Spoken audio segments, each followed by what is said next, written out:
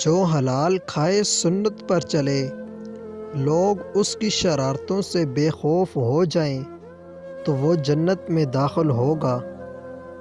حرام چیزوں سے بچنے والا سب سے بڑا عبادت گزار ہے۔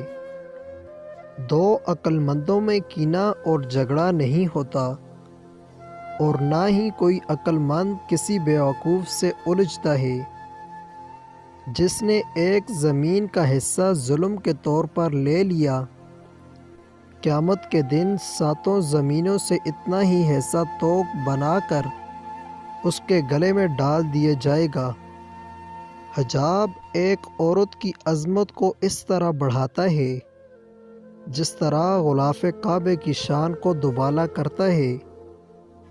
توکل ایک ایسی شے ہے جس میں سوائے اچھائی کے برائی کا کوئی پہلو نہیں ہوتا۔